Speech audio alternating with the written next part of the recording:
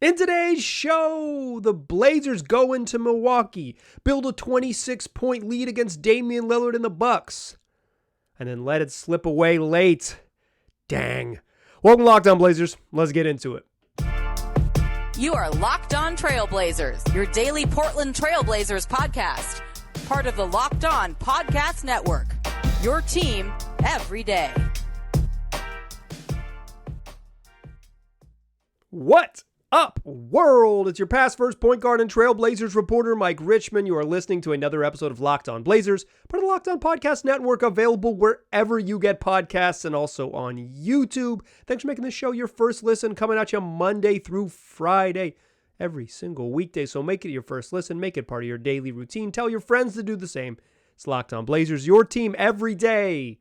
In today's show, we are discussing the Blazers' loss to the Milwaukee Bucks, a meeting for the first time with Damian Lillard in another jersey.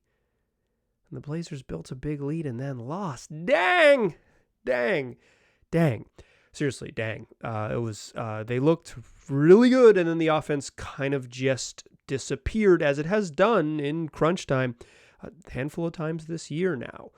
We will talk about that one, do our fastest recap in the West. We'll talk about crunch time, talk about Scoot Henderson, who had the best offensive game, the best scoring game of his career, made three-pointers. Hello, Scoot! And then we'll talk a little bit of news to close the show. Moe Harkless back in town. That's what we'll do, but first, let's do what we do at this time, the fastest recap in the West. Blazers lose this game 108-102. But they weren't always losing. In fact, they were in this game real deal Holyfield up 31-26 after one in a big old lead, 68-52 at the break. They were shooting 52% in the first half. They were 10 of 17 from three, including 3 threes. From Sterling himself. Scoot Henderson comes off the bench, makes his first 4 shots. Sizzling.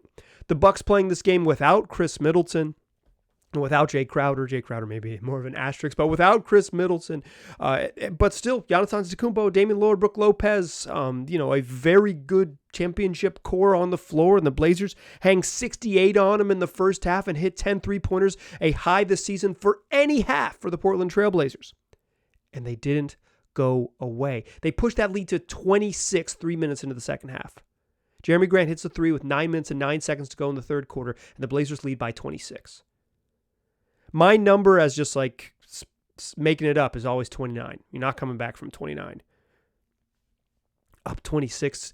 It didn't feel like over, but it felt like, oh wow, I didn't see this coming. It's really teetering in that direction. You're in the second half. You're into the third quarter with a 26-point lead on the road. The Bucks have not played well on offense, and the Blazers are shooting just well enough that they've got themselves a fat lead and maybe a chance to hold on if things kind of normalize. And then that regression to the mean hit. Bucks closed the gap at the end of the third quarter. It's 88-75 heading into the fourth. 13-point game. You knew the Bucks were going to make a run. Once they cut that lead in half over the final 9 minutes of the third quarter, you knew they were going to make a run. The Blazers were going to need to make a couple more shots. Malcolm Brogdon was playing well. Scoot Henderson was playing well. Jeremy Grant was playing well. I thought DeAndre Ayton didn't have a great offensive night, but he was active and playing well. And they needed to close in the fourth quarter. And instead, they didn't. Damian Lillard hit a layup with 5 minutes and 24 seconds left that cut the lead to 95-94. And then 3 minutes later, Damian Lillard hit a three. Just left at the top of the key. Splash. 97 all. 2 minutes and 53 seconds left. But the Blazers hung in there. After the Bucks briefly took a lead on a Malik Beasley three. Jeremy Grant hits a right wing three. Tied at 102 with a minute and 20 seconds left. 80 seconds left. Tie ball game on the road. You'll take it.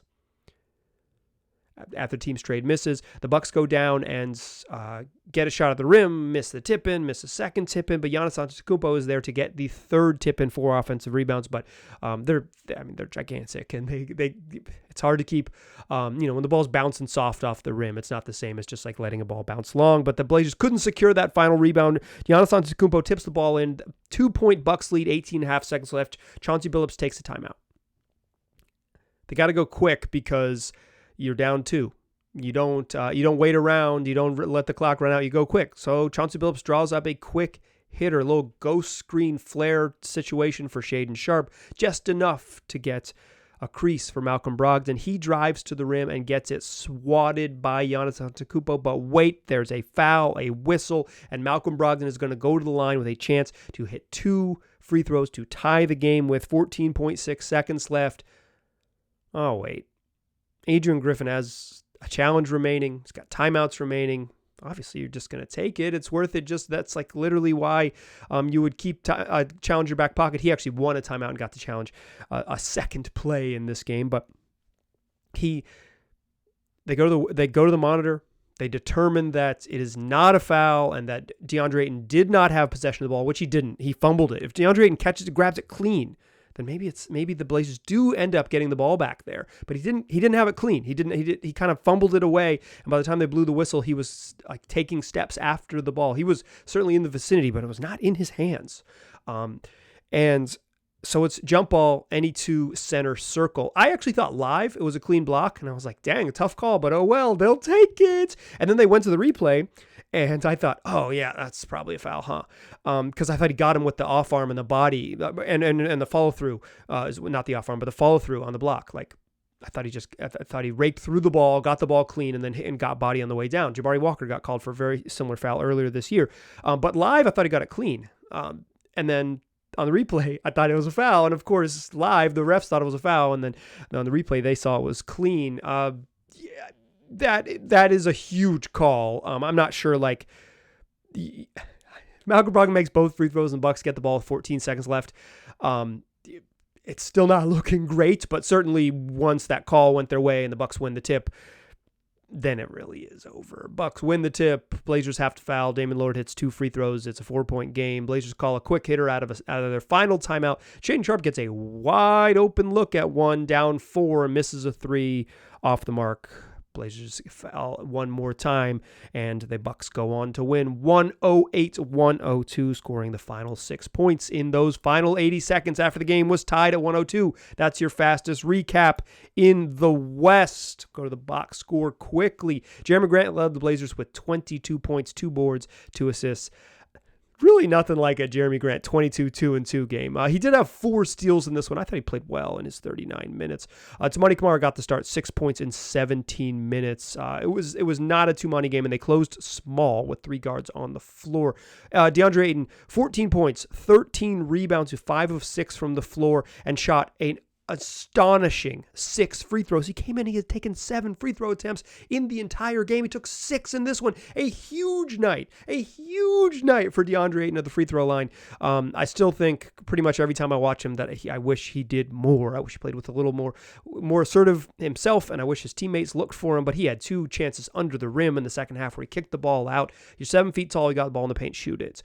Shaedon Sharpe, 17 points and 6 boards in his 37 minutes. Malcolm Brogdon, 18 points, 8 rebounds, 12 assists, 2 steals. A big old night, but 7 of 23 from the floor. He just kind of shoot a lot because the Blazers, they don't have much of a late game offense. We'll talk about that in the second segment. Scoot Henderson, your boy Sterling off the bench, made his first 4 shots, made his first 3 threes, finished with 13 points and 4 boards, just 1 assist and 2 turnovers. Still fouls a lot, finished with 5 fouls, but one of that was intentional at the end of the game. So, he's coming off the bench playing 27 minutes. I think in a perfect world, I'd just rather him and Brogdon flip-flop their minutes, but like I get it. Brogdon is just clearly the Blazers' best guard by a significant margin, and so it's just like that's what the coach is going to do. But I think Scoot playing 27 minutes is not a crime. I wish he was playing a little more, but not a crime. I think it's not what I would do, but I don't think it's a problem.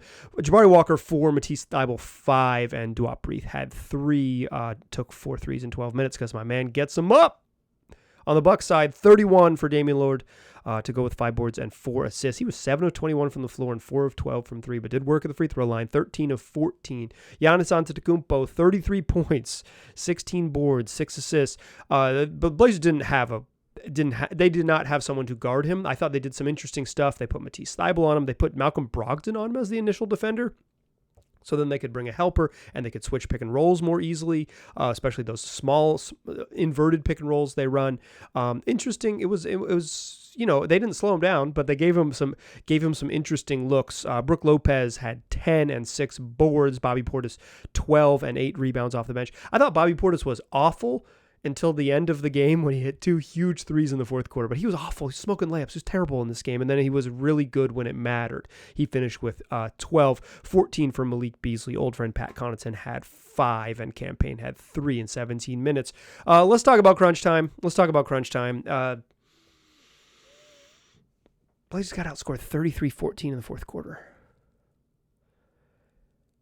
I think their fourth quarter woes are part coaching, like everything, and part players, part personnel. Let's talk about the balance of getting the most out of the personnel they have in the second segment. Join me there, but first, let's talk Prize Picks. It's daily fantasy made easy.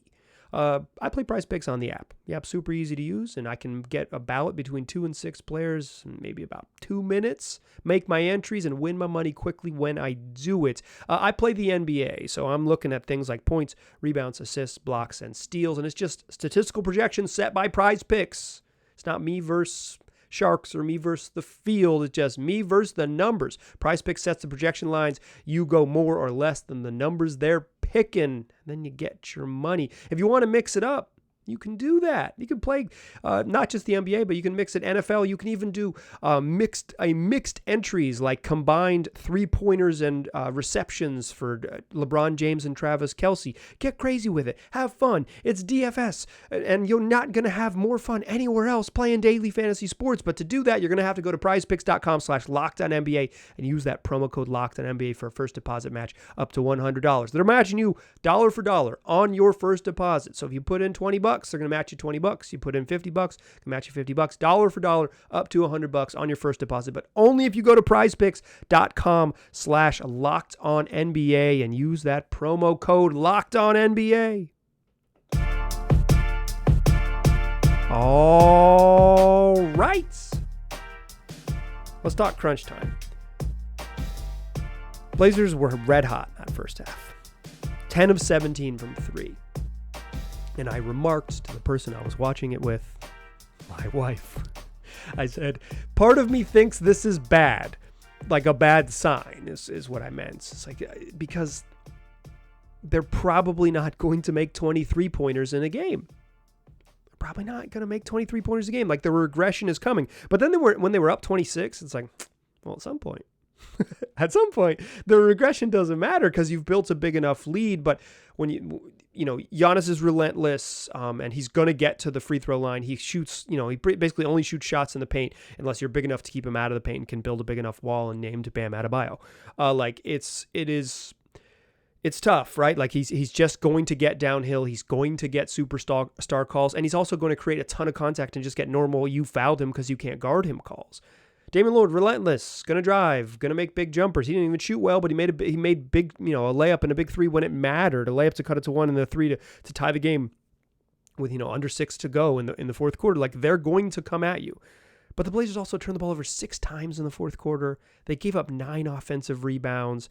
You're just not going to win if you lose the possession game that badly. Like, I've talked about it a bunch in this right here in this very space. Like, the Blazers are not talented enough to lose the possession battle. They can win games with the sort of level of offensive talent they have because they're scrappy and they get after it and they force turnovers and they play hard. Like, they don't get cheated, but they do not have the level of offensive talent to give up way more opportunities to the other team with turnovers and offensive rebounds to make up for it. They just don't. It's not going to happen. And the regression came. 10 of 17 in that first half and 3 of 15 in the second half. That's still 40% for the game. Like, that's a great shooting night. But it's a game of runs. They had their run in the first half, and for the first 27 minutes of the game, they made their run. After 27 minutes of this basketball game, the Blazers led, right? They led by 26. They had to play 21 more minutes. They lost that next 21 minutes by 32. That's pretty easy math. I was able to do that arithmetic in my head. But the turnovers and rebounds are really what stick out to me in that fourth quarter. Blazers outscored 33-14 in the fourth. Portland shot 27.9% from the field. We'll round up and call it 28% from the field in the second half, including that 3 of 15 from three. That's probably worse than just a natural regression after they shot 52% from the floor. But the Bucks are going to ratchet up their defense. They're at home, and when they cut it to 13 heading into the fourth, it was like, okay, you're gonna have a window here that some team's gonna score 7, and it's either going to be a 6-point game or a 20-point game. And if it's a 6-point game, hold on to your butts. And yeah, all of a sudden, here we were in the beautiful Rose City on a very sunny November day, holding on to our butts and watching afternoon basketball. I think a lot of this comes down to, and we've seen this a handful of times with the Blazers this season, it's just they don't have the talent to score in crunch time unless it's just bailout threes. Like they don't have, like, the way you win in the NBA is you have someone who is either breaks the other team's scheme, right? It's like, okay, here's how we play defense every single night, and this guy comes in and we can't guard him like that. We have to break our scheme. So now you got teams playing out of character. Or you have people who just naturally create an advantage. If you don't have to change their scheme, they just create an advantage, right? Take, for example, Damian Lillard. It's like, I don't want him to get left because he wants to drive left, but he keeps pumping that little step back like he's going to shoot a 3, and as soon as I get uphill, he drives. Giannis Antetokounmpo. He wants to get to the rim. He wants to get to the paint. I got to keep him out of the paint, but you can't. And then he gets into the paint and he forces help, or you bring a second defender over and you give up an offensive rebound, or you help from the corner, you help from the top, then you're in scrambling. Like, these guys create advantages. The Blazers don't really have that. For as smooth operator as Jeremy Grant can be, him taking like challenging 19-footers is not exactly like an advantage creator. And he can shoot it, like he could score. Maybe not always, as I've said on here, aesthetically pleasing. He can score, but like he doesn't have a great handle and he's not a great passer, and he certainly can't pass off the dribble. So it's like it's hard for him to create an advantage and then take advantage of it, even if you do help. Shaedon Sharp's not there yet. Scoot's certainly not there yet. We'll talk about him more in a moment. So it really falls right now on Malcolm Brogdon. So then you get at the end of these games for the Blazers, and it's just like dribble. Malcolm Brogdon takes a ISO 3. It's hard to get into secondary actions without more dudes who can get you into stuff. So that Chauncey Billups will call something from the bench, or they'll get into something. Malcolm Brogdon will call it from on the court, and they'll run their first action. It gets blown up because it's crunch time and teams are playing hard. It's winning time in the NBA, right? You get your best players on the court playing their most focused defense of the game. I swear the first 40 minutes are also focused defense, but it ratchets up, right? Like teams are, it's winning time, right? So you're gonna get your first option, your first action taken away, unless you're like one of the stars that can create advantages. But if you can't easily get into stuff with like, okay, swing to the opposite side, and this dude can also dribble into stuff, and this guy can also get into good shots, and this all, it's like a couple different high level creators, either creating for one another themselves or for their teammates. Like the Blazers don't have that. They don't have that. But I also think the offense is a little vanilla because they don't. I will say this for Chauncey Billups on offense. They try a bunch of different stuff. They'll say, okay, let's run this set. Okay, let's run this set. Let's run this action. Like they're not like spamming the same things again. The only time they've ever like truly just, okay, we're going to spam the same things again is when they had Dame last year, and kind of in last mid-season, he was like, I just want to match up hunt and run pick and rolls. Blazers try different things. They just can't get into. They just don't have a pet play or a pet action that works right now for them. And their sort of natural base offense, pin down, set a pick and roll pin down for the big guy, set a pick and roll, put guys in the corners, like kind of normal action into spread pick and roll stuff that they want to run. It doesn't naturally have a lot of secondary hitters. It's not like, okay, run a dribble handoff. And I think that is in part Billups' offense is kind of vanilla, and in part, like, they don't have a lot of hubs. It's not like if you threw the ball to DeAndre Ayton at 19 feet, you could run 6-7 cuts off him and you'd find him and he'd spray the ball out and make plays and all that stuff. Like he wouldn't. He's not skilled like that. Jeremy Grant certainly can't do that with like his level of passing ability. So it's both. I think it's more their lack of talent leads to some bad transition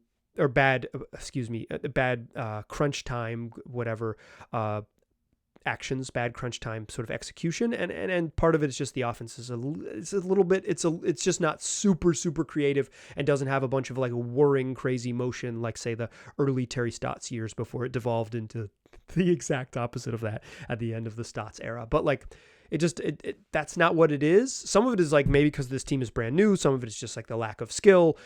It is what it is. They're playing 3 guards at the end with Shaedon Sharpe and Scoot and Malcolm Brogdon, which I liked. Put him on the court. Put Scoot on the court when it's time to win. I'm all for it. But the offense stunk. And in fact, the best offense they ran was out of timeouts when Chauncey Billups had a chance to draw something up out of the clipboard. But if you can only get clean looks out of the clipboard and not sort of naturally in the run of play, you can't get anything. You just can't get anything. Blazers have had games like this. They had a game against Memphis where they just didn't score in the final 8 minutes. Had a game against Sacramento where it just went south on them. Had a game against Utah where it's just like, oh, see ya. We don't have an offense for 5 minutes. Then you saw it here when the Blazers really needed to score in the in the final 5 minutes of this game. They could not get it. They could not score enough points to make it meaningful, right? They're up, they 14-7 over the last 5.5 minutes. Like they needed 3 more buckets and they didn't have it. Played well, legitimately well in this game, Scoot, particularly to start. But I don't think Scoot's answered the question. I want to ask it and tell you why he hasn't answered it to close the show and talk a little bit about Moe Harkless, Maurice back. That's what we'll do to close the show. Join me in that third and final segment, won't you? First, FanDuel, it's America's #1 sports book, and right now they want to give you $150 in bonus bets for placing a $5 money line bet. So you got to go to FanDuel.com/LockedOn to get involved. You are listening to Monday, November 27th show. I appreciate you listening. Tonight, Monday Night Football. Why is Monday Night Football Bears Vikings? Why is it Bears Vikings? Towards the end of the season, who thought this was going to be a meaningful game? Shout out to the schedule makers. But right now, FanDuel, at time of record, you can place a money line bet -162 on the favored Vikes at home or +136 for the Bears to pull off the upset on the road. Take your pick. You win. You get $150 in bonus bets to bet on everything like spreads, over-unders, live bet games, whatever you want. You're going to find it. But make sure you go to that website, FanDuel.com/LockedOn. Check it out. It's FanDuel, official partner of the NFL. Still a pass first point guard. I'm still Mike Richmond, and you are still listening to Locked On Blazers. Scoot Henderson was legitimately good in this game. Scoot Henderson made more threes in the first half than he had made all season long. He was 2 of 24 from 3 coming in. In my man in the goggles, got a little vision correction nearly 20 years into his life. He said, I never needed to see before. They couldn't guard me, but now they can guard me. It would be helpful if I could see. Got goggles to cover up the new contacts he's wearing and hit 3 threes. The first time he touched the ball, kind of sized up Dame in the corner, realized he couldn't drive past him, and stepped back into a 3 that Damian Lillard let him shoot, put his hand down, said, shoot it, Rook. And he hit it. Then he hit 2 more. Then he scored out on the break. 4 for 4 to start the game, including 3 threes, 2 that he dribbled into. Hello, Scooter. Nice to see you. We're very happy to have you here. Many of us, including this podcaster, has been waiting for you to have that game where you look like that dude, where you look like someone who can be special in the future.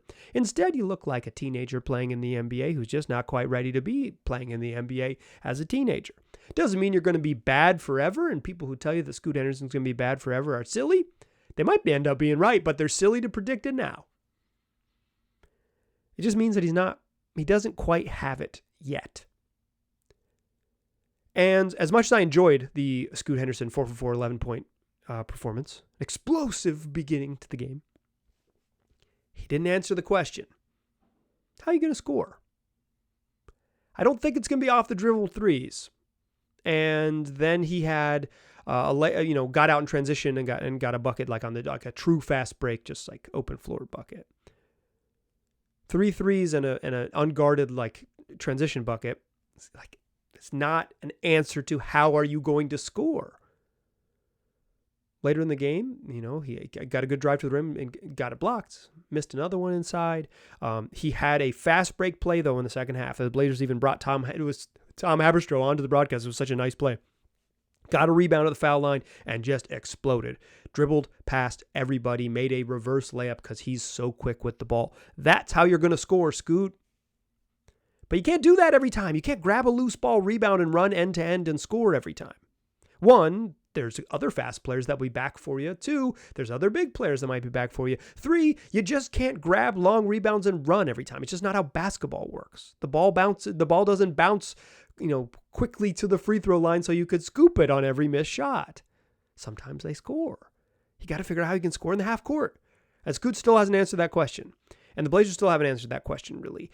There was a play late in the fourth quarter in which Malcolm Brogdon signaled for Scoot to go. He brought him up he said, come get it, run a pick and roll. And Scoot, comes up from, he's towards the baseline, comes at the top of the key. He's going to run a pick and roll with DeAndre Ayton. Ayton is not a very good screener at all, doesn't make solid contact, so Scoot doesn't ever turn his hips and get downhill. Instead, he just kind of dance, dribble, and then throws a grenade to Malcolm Brogdon at the end of the shot clock. Shoot it, sorry. That's basically a turnover. But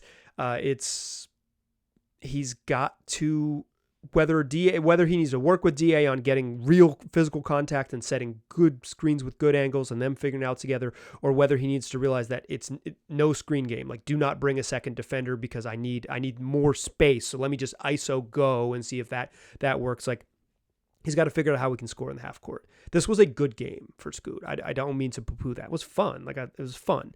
But the question for me remains, how are you going to score? I don't know. Here's a good thing.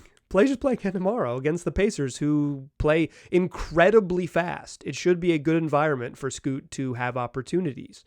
And hopefully he can score in transition, score a bunch. Maybe he scores a bunch in the open floor and he ends up with 18. And then it's like, oh yeah, cool. That's how he'll score. He won't score in the half court because he'll just push.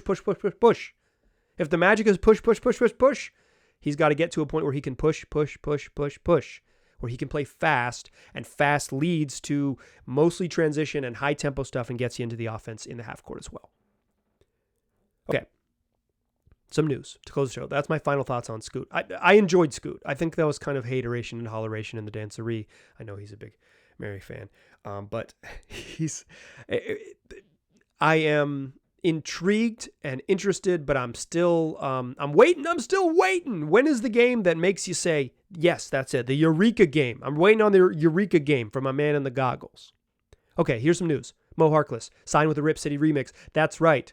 Malibu Moe from Queens, baby, is back with the remix. He signed with the G League player pool and then quickly signed with the remix. The Blazers can't really add him to the roster they can't add him to the roster. The roster's full. Moe Harkless is not two-way eligible, so he can't sign a two-way contract. Played too many years in the league. He has too many years of service to be eligible for a two-way contract. And the Blazers have a full NBA roster at 15 players, so they would have to waive someone. And quite frankly, for the first time maybe since Moe Harkless left, the Blazers have enough competent wings that they don't need Moe Harkless anymore. I'd much, obviously, Toumani Camara is better than him, but I'd much rather just play Chris Murray or Jabari Walker. And I think safe bet that right now Jabari Walker is better than Moe Harkless right now. We shall see. So I think this is more like you're going to get to see Moe ply his trade within the G League and hopefully catch on somewhere else. He played at the end of 2022 in the 21-22 season. He got traded 3 times that offseason and just didn't play last year in the 22-23 NBA season. So he basically took a year off and now he's getting back in. And I assume, he's familiar with the organization, Jim Moran was an assistant coach on Terry Stott's staff, who's the head coach of the G League. So they know, he knows Moe well. So it's like, this is a chance. Play a little bit of professional basketball, show you can play with, within sort of the larger NBA ecosystem in the minor leagues and hopefully catch on somewhere else. But Moe back, another reason to go see the Rip City remix at the Chiles Center in North Portland. That is going to do it for today's show. Here's a good thing about the Blazers dropping a 26-point lead against the Milwaukee Bucks. Here's a good thing about Scoot Henderson Still trying to figure it out, but playing better as he tries to figure it out. They get to do it again. The NBA is relentless. Monday, they play the Pacers. It's a 4 o'clock tip-off. You can listen to it on the SiriusXM app. That's SXM. Just search Trailblazers in the app, and you can hear the home call. Travis Demers and Michael Holton on the Blazers radio broadcast on the SiriusXM app. But then, after you listen to the game, you can listen to the podcast, because I will have a show for you recapping that one. That will be Tuesday's show. Whole bunch of fun. It's what we do 5 days a week, wherever you get podcasts, and also on YouTube. Come back for that one and tell your friends to do it as well. I appreciate you listening. I'll talk to you soon.